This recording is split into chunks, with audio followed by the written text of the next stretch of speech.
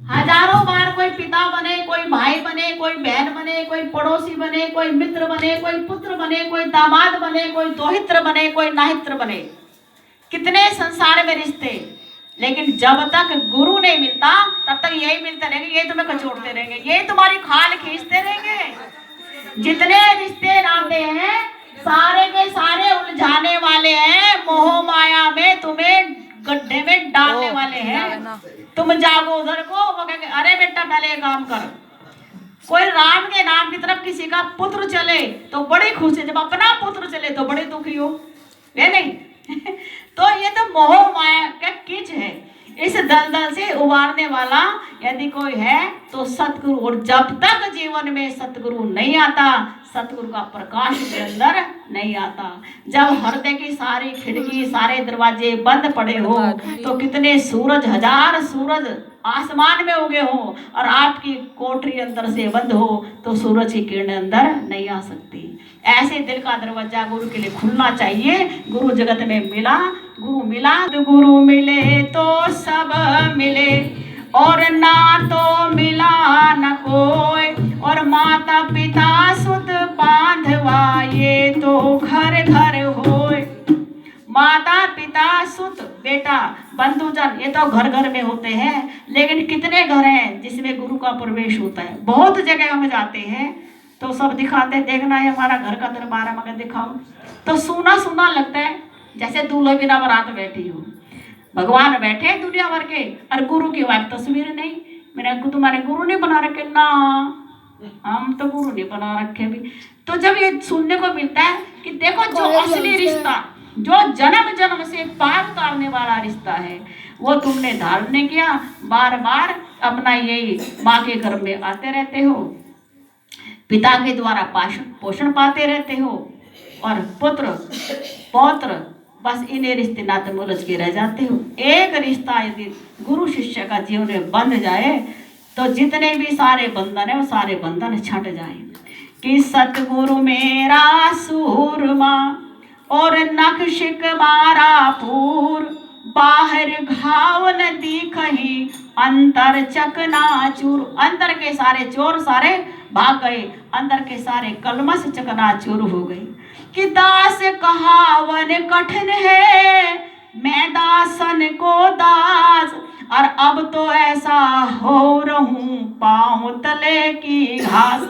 मेरे अंदर इतनी निर्मलता आ जाए, इतनी कोमलता आ जाए, इतना नरम बन जाऊं जैसे पांव के नीचे घास बिछी रहती है, ऐसे मैं अपने गुरुदेव के चरणों में बिछ जाऊं और उनके जो दास है उनका भी मैं सेवक बन जाऊं।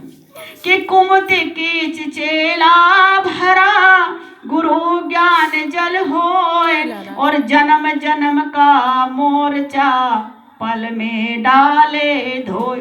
जो हमारी जननी है, जो हमारी माता है, हमारे पोतड़ी में धोती है, लंगोट धोती है, हमारे कुर्ते पजामे धोती है। जब तक घर वाले नहीं आते तब तक तो माँ ही धोती है नहीं? तो ये बताओ कितने कीचड़ हमारे कपड़ों पे बाहर से लद के आता है, माँ सारे साफ करती है, लेकिन इस आत्मा रूपी चादर पर कितने दाग हैं, काम के, क्रोध के, ईर्ष्या के, लोभ के, अहंकार के। ये जितने कीचड़ हैं ये धोने वाला कोई नहीं, ये तो धोने वाला हमारे एक सतगुरु है जो जन्म जन्म का मोर्चा पल में डाले धोए। वो सतगुरुदेव भगवान की 64 दीवा जोड़ के 14 चंदा माय, और तय घर किसका चांदना जी घर सतगुरु ना। जिसके घर में सतगुरु नहीं है उसके घर में किसका चांदना होगा? क्यों? इस सृष्टि में तुम पैदा हुए हो, इसमें नरक भी भुगतते हो, इसमें सुख भी तुम्हें आते हैं, तुम्हें दुख भी लगते हैं, इसी में सारे संबंध भी बनते हैं, इसमें हंसते हो, इसी में रोते हो, और इसमें कितने तो सूरज, एक सूरज यहाँ और ब्रह्मांड में अनेकों ब्रह्मांड है, अनेकों सूरज है, एक चांद इस धरती का, और जो बृहस्पति गुरु है 20 चांद है उसके, हर ग्रह के अलग अलग चांद है। तो 64 दीवा जोय के 14 चंदा माई, ते घर किसका चाहना, ते घर सतगुरु नाई। कितने भी सूरज उग जाए, कितने अरबों खरबों तारे गगन में हो और कितने चंदा आकाश में प्रकट हो जाए, आपकी आत्मा के अंदर प्रकाश नहीं हो सकता। आपकी अंतःकरण में प्रकाश करने वाला केवल एक ही शख्स है, केवल एक ही मूर्ति है, केवल एक ही प्रतिमा है, केवल एक ही आत्मा है, वो है तुम्हारा सतगुरु।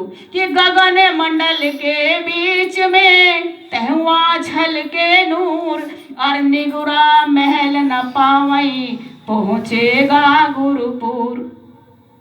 हमारे अंदर 12 प्रकार के नाद भी है। माथा टेक करके गुरु के वचनों का पालन करता है, वही अंतःकरण की कुंजी को, ताले को खोल सकता है। नहीं खुलना, नहीं खुलना 10वें द्वार का ताला गुरु बिन नहीं खुलना। कि गुरु सेवा जन बंदगी हरि सुमिरन बैराग, और ये चारों तब ही मिले जब पूर्ण होवे भाग। जिसका भाग पूर्ण है वही गुरु को, मतलब वही गुरु को अपनाता है, वही गुरु के चरणों की वंदना करता है, वही गुरु मंत्र का जाप करता है, वही गुरु जी के बताए हुए ध्यान में अपना ध्यान लगाता है। यदि उसका भाग पूरा है तभी उसके अंदर इतनी प्रीति उमड़ती है। और कहे ते कबीर सतगुरु कृपा बिन सहज दशा नहीं पाए। गुरु के बिना कोई भी सहज दशा अंतर के प्रकाश में कोई भी झांक नहीं सकता। जितने करोड़ों तारे इस गगन में हैं, और जितना प्रकाश इस सूरज में है, और जितनी शीतलता इस चंद्र में है, उससे करोड़ों अरबों गुना प्रकाश तो हमारे भीतर है। लेकिन वारे मनुष्य, जब हम आंख बंद करते हैं तो हमें अंधकार ही अंधकार दिखाई देता है। क्यों? क्योंकि हमारी जो दृष्टि है वो बाह्य है। बाहर सूरज है तब चांदना हो गया। अब मान लो 6 बज जाए तो अंधेरा हो जाएगा, नहीं हो जाएगा? आपको लाइट जलानी पड़ेगी। लेकिन अंदर तो रात है ही नहीं, दिन हो चाहे रात हो, अंदर तो चकमक जगमग है, जगमग दीप जगे पड़े हैं। करोड़ों अरबों सूर्यों का प्रकाश अंदर है, लेकिन हमें आंख बंद करने में अंधकार नजर आता है। क्योंकि हम इस आंख से ही बाहर देखते हैं, इस आंख से ही अंदर देखते हैं। अंदर झांकने वाली आंख ये नहीं होती। अंदर झांकने वाली आंख हृदय की आंख होती है। हृदय की आंख तब खुलती है जब आपके अंदर भक्ति का प्रकाश बढ़ता है। कि गुरु की पावन दृष्टि पड़े, जगत का आवागमन टले, अंतर तिमिर क्षण में भागे, आत्म ज्योति जगे, बंद किवाड़ सभी खुल जाए, मार्ग शुभ बने, गुरु की पावन दृष्टि पड़े। बिल्कुल भी नहीं। सोई लागी पल में जगे, हरि संग मिलन करे, परमानंद मिले उर अंतर, जड़े मैल उखड़े। अंदर जो भी मैल की जड़ें हैं वो सारी जड़ें उखड़ उखड़ के बाहर चले जाएं, गुरु की पावन दृष्टि पड़े। जब गुरु की पावन दृष्टि पड़ती है तो अंतर का मैल छट छट के सारा साफ हो जाता है। सट विकार द्वंद सब नाशे, जीवन मुक्त बने, दुर्लभ मुक्ति परम पद पाकर जन्म पुनीत करे, गुरु की पावन दृष्टि पड़े। साध दीप नवखंड उजागर, गुरु सम पद न मिले, और ब्रह्मा विष्णु शिव शंकर पद ऊपर गुरु विचरे। ब्रह्मा विष्णु शंकर, हमारे नाभि में ब्रह्मा जी का वास है। हमारी नाभि में किसका वास है? जोर से बोलो। और हृदय में है शंकर जी का। हृदय में किसका वास है? शंकर जी का। अब भ्रकुटी के बीच में विष्णु भगवान का वास। किसका वास है? और इसमें कहा कि ब्रह्मा विष्णु शिव शंकर पद ऊपर गुरु विचरे। हमारे ब्रह्म हृदय में गुरु का वास है। भगवान ने देखो रचना भी हमारी ऐसी शाश्वत बनाई है कि ब्रह्मा शंकर विष्णु और यहाँ गुरु, इनसे ऊपर गुरु है। तो गुरु घट माही बसे सब देवा, शास्त्र सब हिर में, और गंगा यमुना तिरवेणी सब सागर गुरु बिहरे, गुरु की पावन दृष्टि पड़े।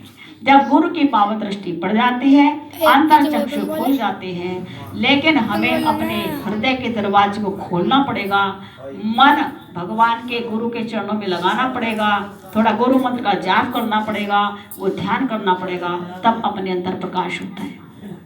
तो ये गुरु की महिमा आज हमने आपके सामने बताई। यहाँ पर ज्योत जग रही है, रामायण आज से प्रारंभ है।